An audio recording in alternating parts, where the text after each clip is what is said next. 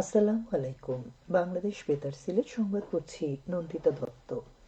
সারা দেশের মতো সিলেটেও বাড়ি বাড়ি গিয়ে ভোটার তালিকা হালনাগাদের কার্যক্রম আজ থেকে শুরু হয়েছে, যা চলবে আগামী ৩রা ফেব্রুয়ারি পর্যন্ত।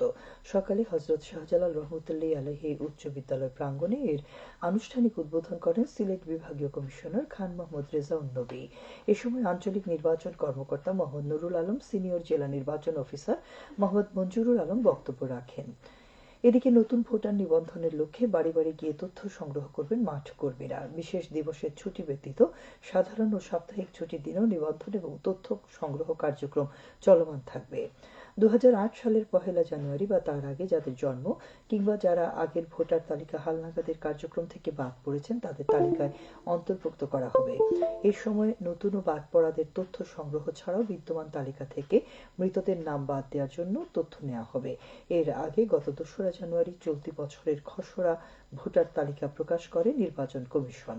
এতে নতুন করে যুক্ত হয়েছে 18,33,352 জনের নাম।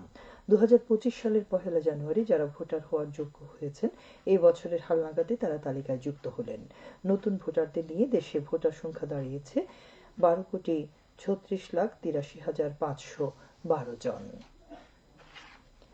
আজ শহীদ আসাদ দিবস। 1969 সালের গণ অভ্যুত্থানের সময়ের এই দিনে মোহাম্মদ আসাদুজ্জামান ওরফে আসাদ পুলিশের গুলিতে শহীদ হন। বাংলাদেশের স্বাধীনতা সংগ্রামের ইতিহাসে এটি তাৎপর্যপূর্ণ একটি দিন।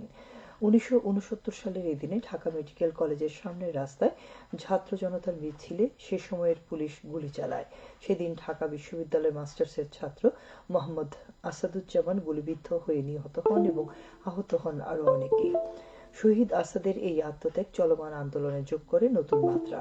বাঙালির স্বাধিকারের দাবিতে সোচ্চার সব শ্রেণী পেশার মানুষ জেল জুলুম উপেক্ষা করে রাজপথে নেমে আসে। পর্যায়ক্রমে আন্দোলন তীব্র থেকে তীব্রতর আকার ধারণ করে, যা পরবর্তীতে গণ অভ্যুত্থানে রূপ নেয়। আন্তর্জাতিক ইসলামিক স্কলার বর্ষিয়ান আলেমে দিন সিলেটের কৃতি সন্তান শায়খুল হাদিস আল্লামা ইসহাক আল মাদানী আর নেই। ইন্না লিল্লাহি ওয়া ইন্না ইলাইহি রাজিউন। তিনি আজ সকাল 8টায় সিলেটের একটি বেসরকারি হাসপাতালে ইন্তেকাল করেছেন। মৃত্যুকালে তাঁর বয়স হয়েছিল 74 বছর। তিনি স্ত্রী, 2 ছেলে ও 4 মেয়ে সহ অসংখ্য গুণগ্রাহী রেখে মারা যান। এর আগে গতকাল শ্বাসকষ্ট নিয়ে তিনি ওই হাসপাতালে ভর্তি হয়েছিলেন। মরহুমের জানাজার নামাজ আজ বিকেল 4:45টায় সিলেট সরকারি আলিয়া মাদ্রাসা ময়দানে অনুষ্ঠিত হবে। আল্লামা ইসহাক আল মাদানী উপমহাদেশের প্রখ্যাত হাদিস বিশারদ ও দ্বীনের দায়ী ছিলেন। শিক্ষা জীবনে অসম্ভব মেধাবী এই মনীষী বিশ্বখ্যাত মদিনা ইসলামী বিশ্ববিদ্যালয় এবং ঢাকা বিশ্ববিদ্যালয় থেকে উচ্চতর ডিগ্রি লাভ করেন। তিনি দীর্ঘদিন শাহজালাল জামিয়া ইসলামিয়া কামিল মাদ্রাসা পাঠানটুলায় শায়খুল হাদিস হিসেবে ইলমে দ্বীনের খেদমত করেন। এসো দেশ বদলাই, পৃথিবী বদলাই এই প্রতিপাদ্যকে সামনে রেখে তারুণ্যের উৎসব 2025 উপলক্ষে সিলেটের জৈন্তাপুর উপজেলার জৈন্তাপুর সরকারি উচ্চ বিদ্যালয়ে আজ দিনব্যাপী পিঠা উৎসব অনুষ্ঠিত হয়েছে।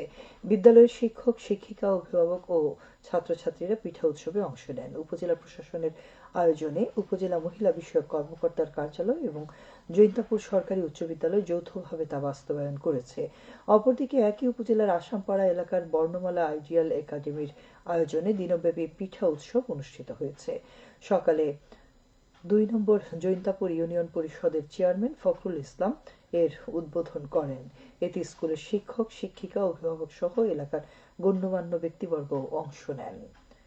অনাকাঙ্ক্ষিত গর্ভধারণ রোধ করে সুখী পরিবার গড়তে পরিবার পরিকল্পনার পদ্ধতি গ্রহণ করি শীর্ষক সেমিনার আজ মৌলভীবাজারে অনুষ্ঠিত হয়েছে।